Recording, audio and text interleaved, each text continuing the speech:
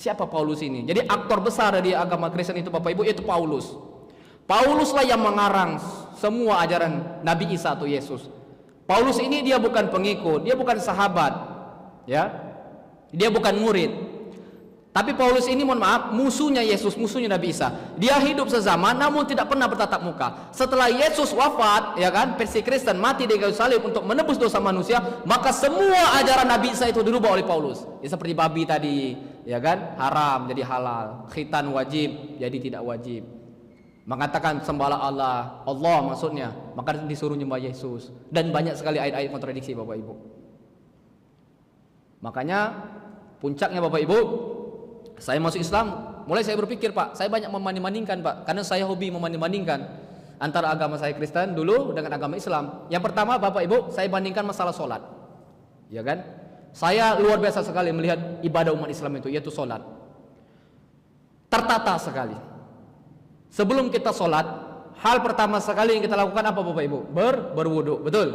Berwudu artinya bersuci Pak. Kenapa kita bersuci? Karena kita ingin menjemput Allah Zat yang Maha Suci. Maka terlebih dahulu kita bersuci. Kita sucikan mata kita, tangan kita. Lalu saya bandingkan Bapak Ibu ketika saya di Kristen. Mohon maaf, di Kristen itu tidak mengenal junub, tidak mengenal berwudu. Pokoknya pakai baju yang rapi, pakai jas, pakai sepatu, masuk itu ke gereja. Sampai di gereja ngapain? Ngapain? Mohon maaf, hanya nyanyi-nyanyi doang.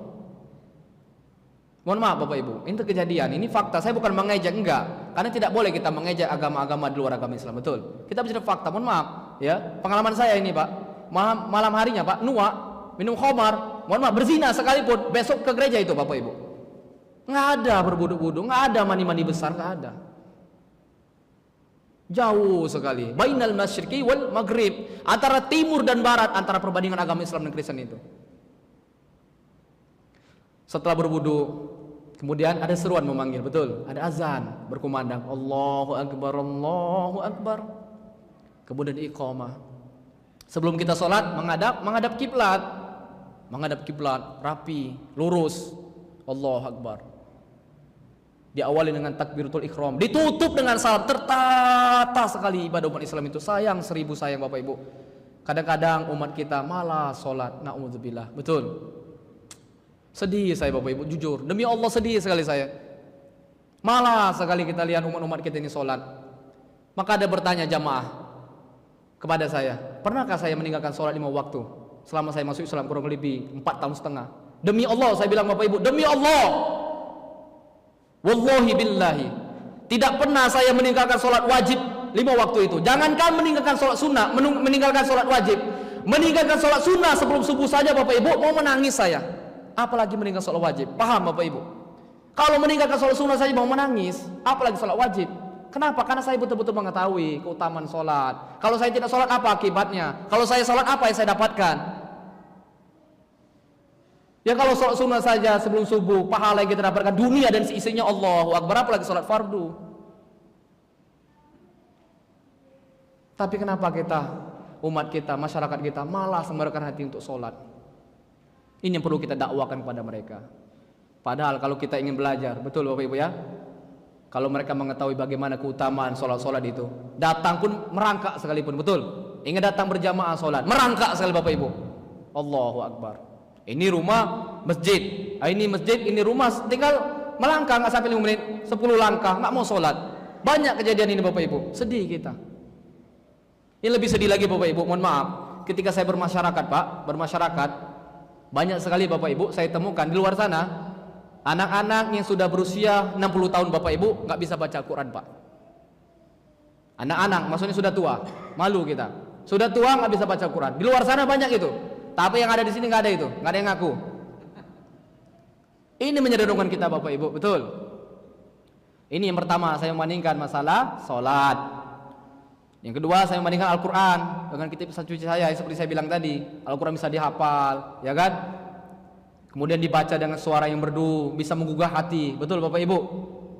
Bahkan bisa menangis kita dibuatnya, Allahu Akbar, seperti imam tadi mengimami kita dengan bacaan yang merdu, Allahu Akbar. Padahal kita nggak paham artinya, nangis kita. Tapi kitab suci saya dulu Bapak Ibu, Injil atau Alkitab, enggak. Ayatnya saja membingungkan. Mana bisa dibaca-baca dengan lantunan-lantunan yang merdu? Nggak bisa. Kenapa? Karena tulisan karangan manusia dengan bahasa Indonesia. Terus puncaknya Bapak Ibu, saya mulai berpikir, ini juga menjadi wawasan kita, menjadi ilmu kita juga untuk berdakwah. Jadi kalau kita ingin berdakwah dengan orang Kristen itu, jangan menggunakan Al-Quran Pak. Kenapa? Karena mereka tidak beriman. Mainkan saja logika. Apa kriteria Tuhan? Bilang saja, apa kriteria Tuhan? Pertama, Tuhan itu pasti maha pencipta, betul? Mustahil Tuhan tercipta. Nah, sedangkan Tuhan Yesus atau Nabi Isa, dia tercipta. Berarti dia bukan Tuhan. Kalau orang Kristen Bapak Ibu ingin konsisten, ya kan? Dalam kitab suci mereka, Alkitab mereka, ya kan? Ada tertulis di surat Markus ayat 28 pasal 29, jelas sekali. Ketika itu ada orang-orang Saduki bersoal jawab pada Yesus. Kata orang Saduki itu, hukum manakah yang paling terutama? Dia bertanya orang Saduki itu kepada Yesus, hukum manakah yang paling pertama? Apa? Jawab Yesus, dengarlah hai orang Israel, Tuhan Allah kita, Tuhan itu Esa. Kita di sini kan jamak. Yang bertanya maupun tanya sama-sama kita di situ. Enggak dibilang Tuhan kamu saya. Ini yang pertama. Yang kedua, apa kriteria Tuhan? Tuhan itu pasti maha penolong, betul? Mustahil untuk Tuhan minta tolong. Sedangkan dalam iman Kristen Bapak Ibu, para pendeta, para zaman semua yang tahu itu, ya.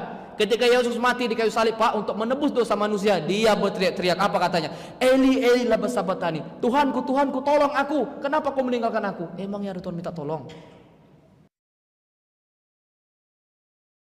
Ini versi Kristen Bapak Ibu. Jadi versi Kristen, Nabi Isa mati terbunuh di kayu salib, betul. Tapi versi Islam, Allah bela kan? Allah berikan pembelaan. Bisa dibaca dalilnya di surah An-Nisa, ya, ayat 137, kalau enggak 157, apa kata Allah? Wa ma qataluhu wa ma salabuhu walakin subbihalahu. Nabi Isa itu kata Allah tidak mati terbunuh, tidak mati tersalib, tapi yang terbunuh dan tersalib waktu itu orang yang diserupakan wajahnya persis seperti Nabi Isa, betul. Lalu Nabi Isa itu kemana? Ayat bawahnya Allah angkat ke langit. Barrafa'allahu ilai wa kana Allahu azizan hakima. Allah angkat ke langit. Yang ketiga, apa kriteria Tuhan? Tuhan pasti maha pemberi rezeki. Mustahil Tuhan minta rezeki. Sedangkan Yesus Bapak Ibu, dalam Alkitab dia masih berdoa kepada Allah. Banyak sekali ayat-ayat dia masih bermohon kepada Allah. Artinya dia masih bermohon, maka gugurlah kriteria ketuhanan Yesus. Dan memang Yesus bukan Tuhan, dia Nabi, dia Rasulullah. Lalu kenapa dia anggap sebagai Tuhan? Alasannya Bapak Ibu kurang lebih dua, ya. Yang paling menonjol dua. Pertama, karena Yesus ya banyak melakukan mukjizat. Dia bisa menghidupkan orang mati, Pak. Orang buta bisa disembuhkan, ya kan? Orang dalam kubur bisa dibangkitkan, penyakit kusta bisa disembuhkan. Padahal itu semua biiznillah atas izin Allah. Namun ketika itu para pengikutnya, mohon maaf, SDM-nya mungkin masih lemah. Melihat orang seperti ini luar biasa, ya kan? Ya kalau kita sekarang aja ngelihat orang-orang yang bisa meramal gitu, ya kan? Bisa mengobati, bisa gini, kita puja-puja masyarakat kita, betul ya? Ini orang sakti ini, ya kan? Orang pintar katanya. Tapi kalau saya bilang orang bodoh itu. Bukan orang pintar, para paranormal, para dukun itu, ya kan? Masyarakat kita sering bilang orang pintar, ya kan? Orang bodoh itu. Ngelihat seperti ini pengikut Nabi Isa, ya Yesus, ya kan? Ini orang luar biasa, maka dianggap sebagai Tuhan. Terus Yesus atau Nabi Isa lahir sangat dahsyat katanya. Kenapa? Karena dia punya ibu tanpa bapak, Pak. Hanya saja orang Kristen nggak konsisten Bapak Ibu. Kalau alasannya cuma itu, ya kan? Mohon maaf, sekarang banyak juga anak lahir tanpa bapak, betul Bapak Ibu. Aturan Tuhan juga itu, ya kan? Makanya kalau saya berdialog Bapak Ibu dengan bapak saya alhamdulillah pertama sekali masuk Islam. Namun saya bisa mengislamkan ibu saya dan 4 orang saudara saya, Pak. Setahun saya masuk Islam, saya bisa mengislamkan ibu saya. Kemudian 2 tahun saya masuk Islam, bisa mengislamkan 2 orang saudara saya.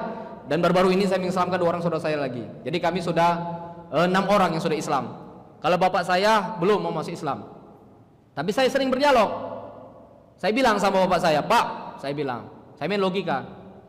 Kalau memang agama Kristen yang benar dengan mengimani Yesus sebagai Tuhannya, kami pun orang Islam ikut selamat. Kenapa? Kami juga beriman kepada Yesus, kami juga beriman kepada Nabi Isa, betul. Tapi kalau Islam yang benar dengan kami mengimani Nabi Muhammad sebagai Nabi kami, sebagai Rasul kami, lalu orang Kristen tidak mengimaninya, maka wassalam, kamilah yang selamat.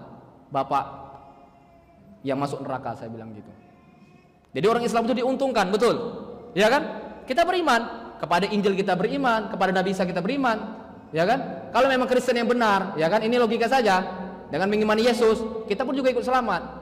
Tapi belum juga dia mau masuk Islam. Keras sekali Pak, orang Batak itu.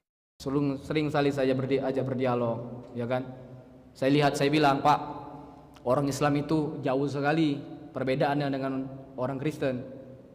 Simpel saja. Orang Islam itu Pak, wajahnya bercahaya, saya bilang, bersih, berseri-seri, betul. Kenapa?